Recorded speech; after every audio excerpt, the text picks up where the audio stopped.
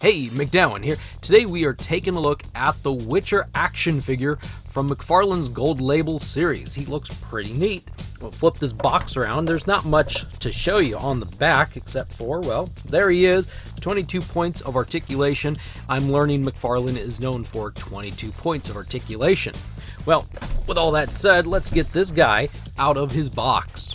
If you're new to the channel, welcome, and please subscribe so you'll be notified of future videos. I picked this up at Walmart for, I believe it was $29.99, and yeah, he's pretty cool. He's a 7-inch figure, and we'll get to some comparisons later. He only has these two accessories. We'll take a quick peek at them now.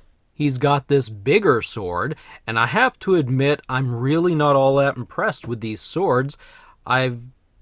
Some of the McFarlane stuff has looked, I think, a little bit better than this. Looks like a very much of a plain toy plastic sword. You know, maybe a different coat of paint, maybe a few more ornamentations on there. I don't know.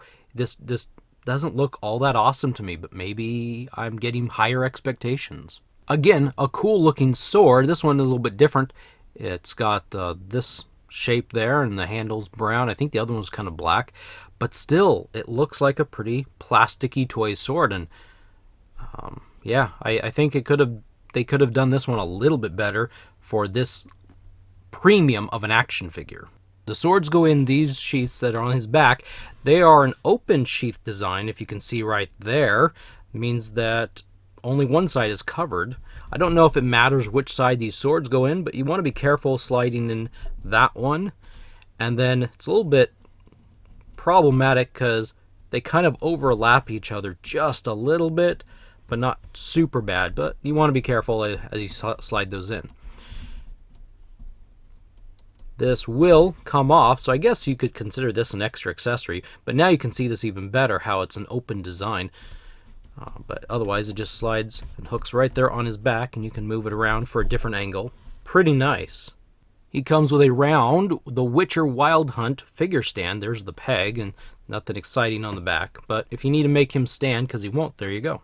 Let's take a look at the figure and the articulation. There's something I noticed, and I'll point out to you that I think is kind of cool. Anyway, the head will kind of rotate. Doesn't really lean back much or forward. In fact, it doesn't really have much movement at all. The arms will rotate around. You gotta be careful. There are these shoulder pads here. You can lift his arms up there with the hinge. There is a small butterfly ball joint in there. He's got double pin at the elbows. The wrist will rotate at the bicep.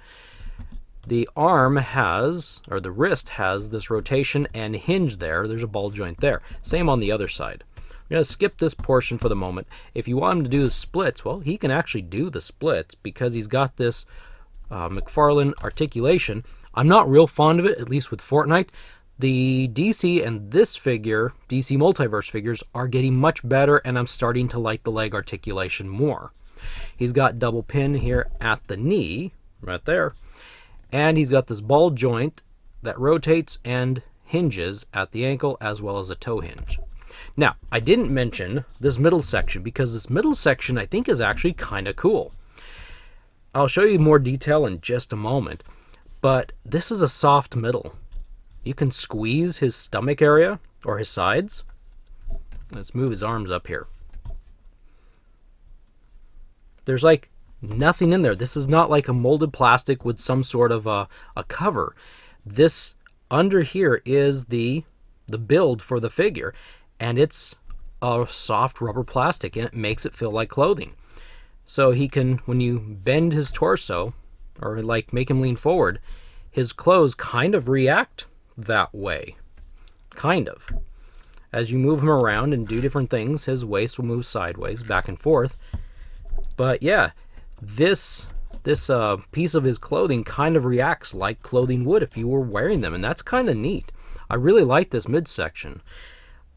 It's the detail on this figure, I think, for what it is pretty amazing. He's got, be careful back here, he's got these pieces that poke out. They're not really like a spur, but they sure hurt if you poke your hand into them.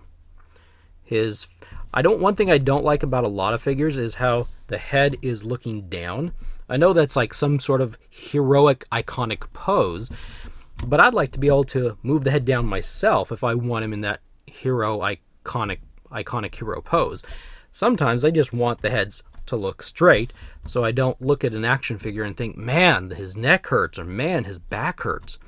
But beyond that, it's a really pretty amazing figure. This figure is a little bit different than the other Witcher figure that they've released. There was I guess a standard issue, and I missed that one. I haven't been able to get that one. He's got this little hook here on his right side, very soft, so be careful there. We'll zoom in here for some detail real quick. The level of detail is absolutely amazing. You can almost see each and every individual chainmail piece that's on him. He has an impressive stance when you load him up with his swords and then you put him in a kind of a I'm going to hunt you down pose. But the figure looks really amazing, looks really good. I'm really happy and excited to have been able to get this figure and found him in the store. So I think he's pretty cool just the way he stands there and he can pose with those swords. For size comparison, here he is standing next to a G.I. Joe Classified figure and a Jazzwares Fortnite figure. Here he is next to a Star Wars Black Series and a Marvel Legends figure. Here he is next to a Jazzwares Halo figure and a Lanyard Predator figure. And finally, standing next to a McFarlane DC Multiverse figure and a Jazzwares Fortnite Brawler figure. Pulling out a tape measure, he stands just a little over 6.5 inches tall, so I think you could actually use this figure with 6-inch figures. He's just a little bit taller of a guy compared to some, and I think that would work quite well. Thank you for stopping by and watching. What do you think of this figure? Is this something you might consider getting? Drop your thoughts in the comment section below.